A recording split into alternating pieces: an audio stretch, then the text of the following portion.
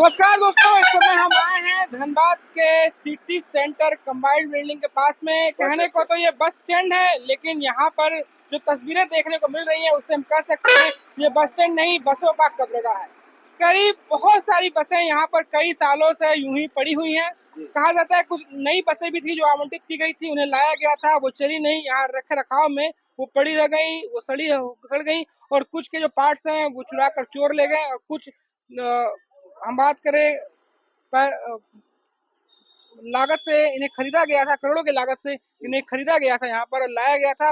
तो ये जवाहर शहरी पुनरुत्थान मिशन के तहत इन्हें शहरी इलाकों में चलना था, लेकिन ये तक शहरी इलाकों में चल नहीं पाई हैं, ये कबाड़ में परिवर्तित हो गई। आइए, और जो हमारे साथ भाई हैं उनसे हम जानते हैं। भाई साहब सामने आइए। भाई साहब, आपका नाम?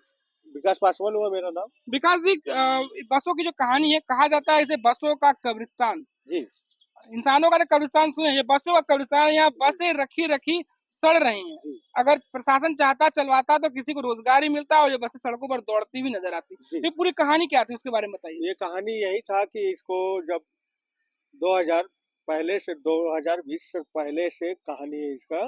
जब 2002 में ये बस निकला था, वो समय बहुत बढ़िया चल रहा था। 2020 में कि 2010 में निकला था? 2002 में निकला था। अच्छा। उसके बाद में ये अच्छा चल रहा था। उसके बाद में क्या हुआ कि ऐसा एक कारण 2002 में निकला था? जी, सही है आप? एकदम पक्का है। ठीक है, बताइए। 2002 में निकला था ये बस।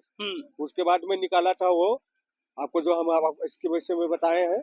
और निकलने के बाद में कुछ महीना माने कि 2 से 3 महीना चला है। उसके बाद में सारा बस ऐसा ही लगा हुआ है। उसके बाद में कोई देखने वाला नहीं है, सब ऐसा ही पड़ा हुआ है। एक बस जिंदा है, वो चल रहा है। उसके बाद में कोई इसका देखने वाला नहीं है। सारा सामान बेकार हो चुका है इसका, बसों का। हाँ, बसों का सारा सामान बेकार हो चुका है। सरकार पूरा घाटा में जा रही है।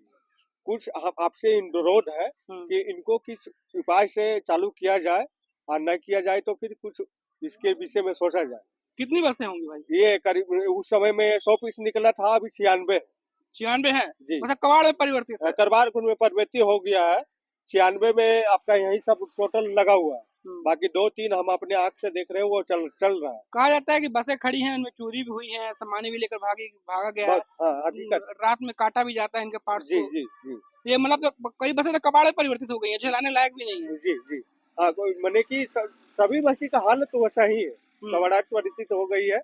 यहाँ पे अपना जो है कि जो चोर आप जो बताए हैं, वही संपर्क कर रहा है। इसमें अपना हाथ सफाई करके अपना हटाया जा रहा है। बसों का कब्रिस्तान, ये सब तो मैंने ग्राउंड पर दिखाया है कि किस प्रकार जो है वो सैकड़ों बस कब्रिस्तान में परिवर्तित हो गई हैं।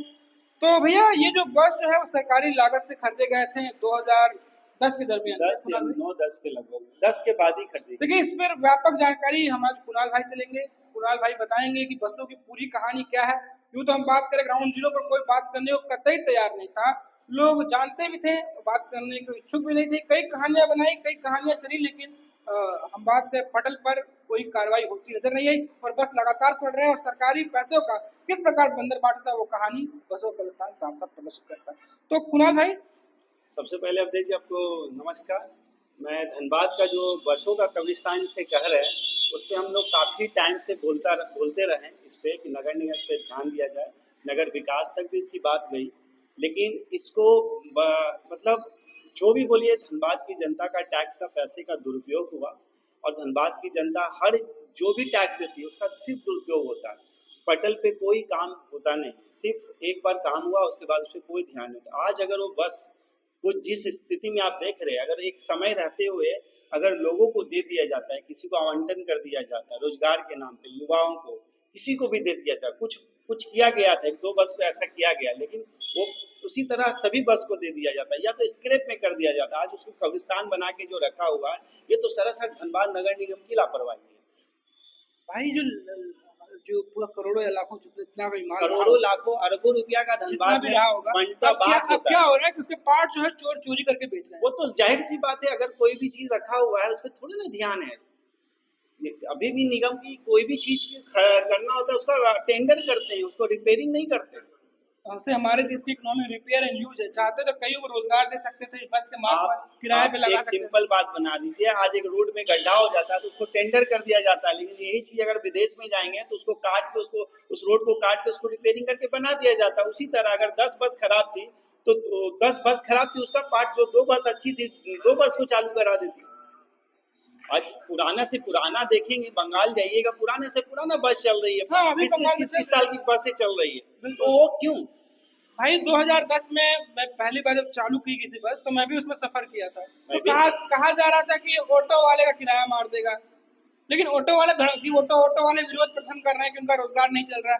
अगर ये चलता तो कम से कम जो आम जनता है, गरीबी की महंगाई है, थोड़ी सी निजात उनको बात सिटी बस चलती तो जो पढ़ने वाले युवा हैं सबसे ज्यादा उनको बेनिफिट होता, जो जो दिहाड़ी मजदूर हैं उनको बेनिफिट होता, जो जैसे कतरास से आते हैं, सिंदरी से आते हैं, निरसा से आते हैं, आपको क्या बोलते हैं, मैथन से आते हैं, झरिया से आते हैं, तो ऐसे लोगों को बहुत सारा किराया बचता, जो कि आज आप देख रहे हैं कि महंगाई के साथ किराया की वृद्धि हो गई। नगर निगम के जो कूड़ा उठाने वाली गाड़ियां हैं उनका भी कब्रिस्तान है। वो सब चीज का ये लोग कूड़ा उठाने वाली गाड़ियां तो अभी कम से कम चलो प्राइवेट कंपनियां देख रही तो लोग रिपेयर कर रहे हैं, अगर वो नगर निगम के अंदर होता तो अभी तक नगर निगम में तब्दील हो गया था। 100% होता, इसमें अब नो डाउट। आप तो खुद आप पत्रकारिता कर रहे हैं तो आप तो हर जगह घूम रहे हैं और हर दृश्य को देख रहे हैं। आज इतना जाम लग रहा है, आज इतना जाम लग रहा है, एक टोटो स्टैंड नहीं बनाए हैं,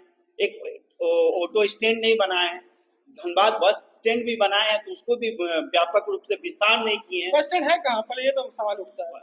तो कुछ दिन पहले करोड़ों रुपया का टेंडर करके उनको टेंडर करके अपना पैसा ले लिए, उसके बाद उस पर काम हो या ना हो उससे कोई मतलब नहीं। धनबाद बदल रहा है ना, धनबाद आप देख रहे हैं बदल रहा है। यहाँ का लोग ही नहीं बदलना चाहते, जब लोग नहीं बदलना चाहते हैं तो यहाँ कहते हैं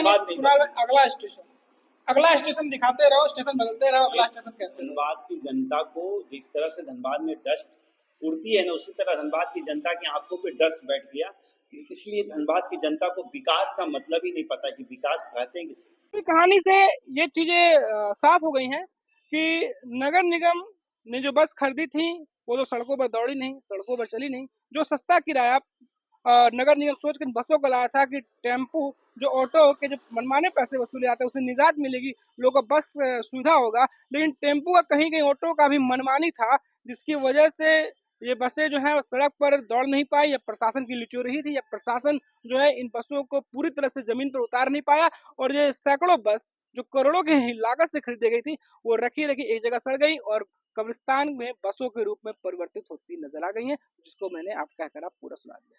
मैं अवधेश राय, दर्श न्यूज, धन्यवाद।